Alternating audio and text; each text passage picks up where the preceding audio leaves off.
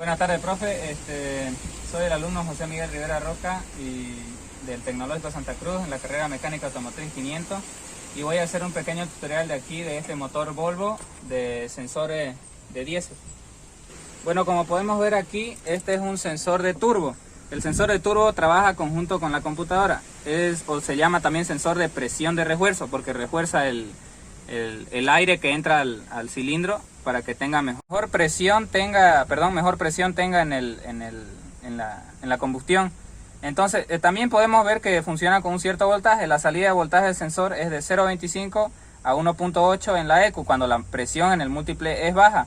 Claro que cuando lo turboalimenta, la salida de voltaje en el sensor sube desde 2.0 a 4.7 voltios. No olvidemos que estos tipos de sensores se reciben referencia de la computadora de 5 voltios. La ECU utiliza la presión de refuerzo combinada con la temperatura que hay en el múltiple de admisión para determinar el volumen que ingresa en el motor.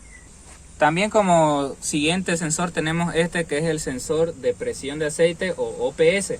Este sensor cumple una función muy importante en el vehículo, ya que es un sensor que manda que por medio de señales monitorea la presión del aceite y nos indica en el tablero cuando el nivel de aceite es bajo. A continuación vamos a hablar también del otro sensor, que es el sensor de temperatura del aceite. Pero antes, continuando con este sensor obviamente se conecta a través de la computadora y así es donde monitorea la presión que hay en el circuito del aceite. Se fija a través del block, como ven, del cilindro por un tornillo. Podemos decir que también funciona como un barómetro, porque mide la presión en el sistema principal de circulación del motor y el cual es recibido por la bomba para después ser transmitido a todo el motor mediante presión. Bueno, aquí como consiguiente tenemos el sensor de temperatura del aceite, que recordemos que si no tiene una correcta temperatura del aceite en el motor no va a poder sellar bien y va a obstruir el funcionamiento óptimo del motor. También me olvidé mencionar que también se pueden presentar algunas fallas en este sensor, el sensor de presión. Una de ellas sería la presión baja de aceite, es cuando no hay suficiente aceite o tiene alguna fuga o derrama. Luego la bomba no bombea lo suficientemente con buena presión, o está en malas condiciones, hay que revisarla. O nivel de aceite bajo, a veces simplemente va gastando aceite o va derramando por algún lado y no nos damos cuenta. O directamente el sensor está fallando, no le llega alimentación o se ha quemado. Bueno, como siguiente tenemos aquí el sensor de temperatura o sensor EST, que es un termistor, lleva una resistencia que cambia con respecto a la temperatura. Entre más se calienta el sensor, menor es su resistencia. Este sensor ETC está más regularmente enroscado dentro del bloque del motor, como podemos ver, o también en el múltiple, en la toma inferior del cabezal donde se provee el agua.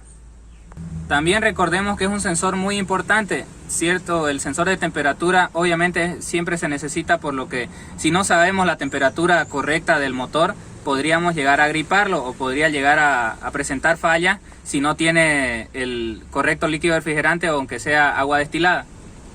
Otra de las fallas que podemos ver si ya está fallando o tiene algún problema el sensor es consumo excesivo de combustible, ralentí inestable, que empieza a temblar el motor, problemas para encender el auto en frío o problemas del arranque, ya sea en el motor porque no tiene la temperatura óptima de funcionamiento, o problemas en la activación de los abanicos electrónicos de refrigeración. O sea, si este sensor está mal, obviamente los otros sensores relacionados con la temperatura no van a hacer que funcione el vehículo en frío.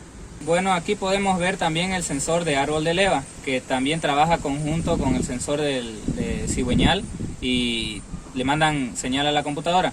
Estos sensores son importantes ya que ellos se dedican a supervisar la velocidad de rotación del motor.